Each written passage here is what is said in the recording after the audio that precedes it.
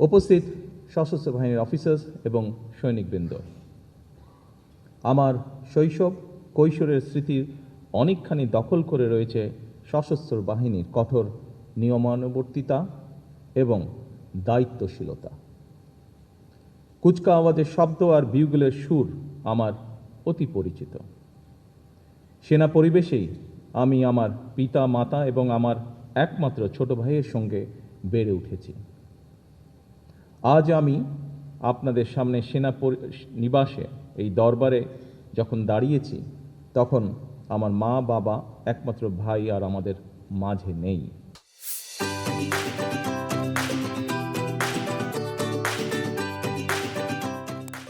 এমনকি আমাদের সকলের স্মৃতি বিজড়িত সেনানিবাসের বাড়িটিও আমাদের কাছ থেকে কেড়ে নেওয়া হয়েছে। সেনা পরিবেশে বেড়ে ওঠার কালেই অনেক প্রিয় মুখের কথা এই মুহূর্তে আমার মনে পড়ছে আজকের এই অনুষ্ঠানে।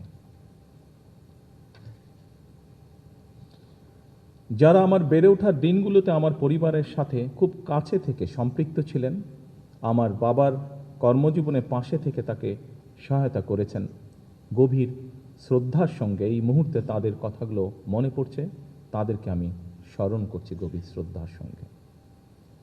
উপস্থিত সশস্ত্র বাহিনীর অফিসার্স এবং সৈনিকবৃন্দ, এই অনুষ্ঠানের শুরুতেই আমি শ্রদ্ধা ভরে স্মরণ করছি স্বাধীনতার ঘোষক শহীদ রাষ্ট্রপতি জিয়াউর রহমানকে, যিনি বাংলাদেশের স্বাধীনতার ঘোষণা দিয়েছিলেন। স্বাধীনতার ঘোষণা দিয়েই ক্ষান্ত থাকেননি। তৎকালীন সেনা কর্মকর্তা, সদস্য এবং মুক্তিকামী জনগণকে সঙ্গে নিয়ে বাংলাদেশের স্বাধীনতা অর্জনের যুদ্ধে ঝাঁপিয়ে পড়েছিলেন। স্বাধীনতা এবং মুক্তিযুদ্ধের স্মৃতি নিয়ে শহীদ প্রেসিডেন্ট জিয়াউর রহমানের নিজের লেখা একটি প্রবন্ধ রয়েছে, একটি জাতির জন্ম শীর্ষক এই নিবন্ধে স্বাধীনতা এবং মুক্তিযুদ্ধের প্রেক্ষাপট এবং এর সূচনা লগ্ন, মুক্তিযুদ্ধে মেজর জিয়াউর রহমান এবং সেনাবাহিনীর ভূমিকা সুস্পষ্টভাবে বর্ণিত রয়েছে এই নিবন্ধে। 1972 সালের 26শে মার্চ বাংলাদেশের প্রথম স্বাধীনতা এবং জাতীয় দিবস উপলক্ষে অধুনা লুপ্ত দৈনিক বাংলা পত্রিকার বিশেষ ক্রোড়পত্রে প্রকাশিত একটি জাতির জন্ম শীর্ষক নিবন্ধের শেষ প্যারায় শহীদ জিয়াউর রহমান লিখেছিলেন, সময় অতি মূল্যবান। আমি ব্যাটালিয়নের অফিসার, জেসিও আর জওয়ানদের ডাকলাম, তাদের উদ্দেশ্যে ভাষণ দিলাম।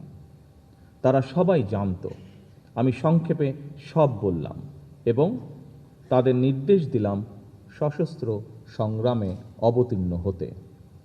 তারা সর্বসম্মতিক্রমে হৃষ্টচিত্তে এই আদেশ মেনে নিল। আমি তাদের একটা সামরিক পরিকল্পনা দিলাম। তখন রাত 2:15, 26শে মার্চ 1971 সাল। রক্তের আখরে বাঙালির হৃদয় লেখা একটি দিন। বাংলাদেশের জনগণ চিরদিন স্মরণ রাখবে এই দিনটিকে, স্মরণ রাখবে ভালোবাসায়। এই দিনটিকে তারা কোনোদিন ভুলবে না, কোনো দিন না। স্বাধীনতার ঘোষকের লেখা একটি জাতির জন্ম নিবন্ধনটি আবারও 1974 সালের তৎকালীন সাপ্তাহিক বিচিত্রায় হুবহু প্রকাশিত হয়েছিল। রক্তাঙ্গনের চাক্ষুষ স্মৃতি নিয়ে শহীদ জিয়ার লেখা নিবন্ধটি যখন প্রকাশিত হয়েছিল, সেই সময়টিতে প্রায় সকল মুক্তিযোদ্ধারাই ছিলেন জীবিত বা বর্তমান এবং তারা ছিলেন সেই সময় সাক্ষী। আমি মনে করি স্বাধীনতার ঘোষকের লেখা একটি জাতির জন্ম আমাদের স্বাধীনতা এবং মুক্তিযুদ্ধের ইতিহাসে এক অনন্য দলিল। উপস্থিত অফিসার্স এবং সৈনিকবৃন্দ, সামরিক, আধা সামরিক এবং বেসামরিক জনগণ আমরা সবাই মিলে যুদ্ধ করে বাংলাদেশের স্বাধীনতা অর্জন করেছিলাম।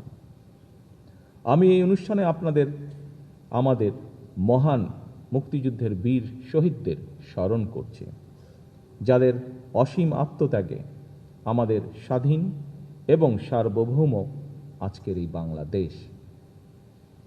দেশের স্বাধীনতা অর্জনের পরও বিভিন্ন সময় দেশের স্বার্থ বিরোধী তৎপরতা মোকাবেলা কিংবা বিদেশের মাটিতে দেশ এবং দেশের সশস্ত্র বাহিনীর গৌরব এবং মর্যাদা সমুন্নত রাখতে গিয়ে সশস্ত্র বাহিনীর যারা জীবন দিয়েছেন, যার মধ্যে পার্বত্য চট্টগ্রামে 217 জন এবং জাতিসংঘ শান্তিরক্ষা মিশনে গিয়ে এ পর্যন্ত 151 জন জীবন উৎসর্গ করেছেন।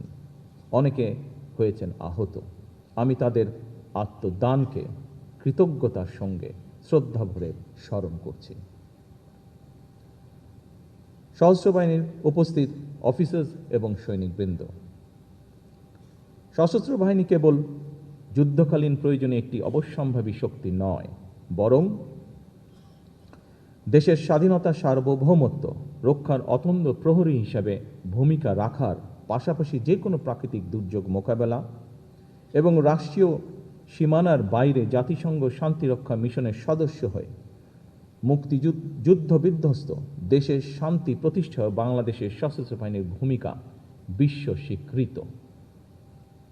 1971 সালে দেশের স্বাধীনতা অর্জনের যুদ্ধ, 1975 সালে 7ই নভেম্বরের সিপাহী জনতার ঐতিহাসিক বিপ্লব, কিংবা 90-এর স্বৈরাচার বিরোধী আন্দোলনে সশস্ত্র বাহিনীর ভূমিকা দেশের স্বাধীনতা প্রিয় জনগণের কাছে ছিল অনুপ্রেরণার উৎস। 2009 সালে বিডিআর পিলখানায় পরিকল্পিত সেনা হত্যাযজ্ঞ চালিয়ে সেনাবাহিনীকে দুর্বল করে দেওয়া হয়েছিল। এরপর দীর্ঘ 1.5 দশকের শাসন শোষণের সময় দেশের সশস্ত্র বাহিনীকে বিতর্কিত করার অপচেষ্টাও চালানো হয়। 2024 সালে দেশ এবং জনগণের স্বাধীনতা রক্ষার যুদ্ধে সশস্ত্র বাহিনীর ভূমিকা দেশের স্বাধীনতা প্রিয় জনগণকে আশান্বিত করেছে। 2024 সালের 5ই আগস্ট পরবর্তী অস্থির সময়ে এবং দৃশ্যমান প্রশাসনিক অচলাবস্থাতেও সশস্ত্র বাহিনী অসাধারণ ভূমিকা পালন করেছে।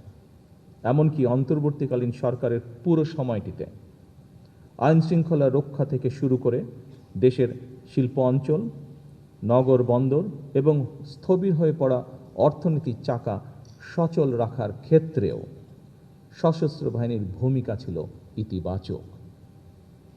গত 12ই ফেব্রুয়ারি মাসে অনুষ্ঠিত অবাধ, নিরপেক্ষ এবং গ্রহণযোগ্য নির্বাচন সম্পন্ন করার ক্ষেত্রে অন্তর্বর্তীকালীন সরকারের প্রতি সশস্ত্র বাহিনীর সহায়তা ছিল দেশ ও জনগণ এবং গণতান্ত্রিক বিধিবিধানের প্রতি সশস্ত্র বাহিনীর আস্থা ও বিশ্বাসেরই প্রতিফলন। উপস্থিত অফিসার্স এবং সৈনিকবৃন্দ, দীর্ঘ 18 বছর পর গত 26শে মার্চ নির্বাচন পরবর্তী গণতান্ত্রিক বাংলাদেশের 55তম স্বাধীনতা এবং জাতীয় দিবসে সাড়ম্বরে অনুষ্ঠিত হল রাষ্ট্রীয় কুচকাওয়াজ। অত্যন্ত সুশৃঙ্খল, পরিপাটি ও নজরকাড়া প্যারেড এবং প্রদর্শনীর জন্য আমি আপনাদেরকে বিশেষভাবে ধন্যবাদ জানাতে চাই।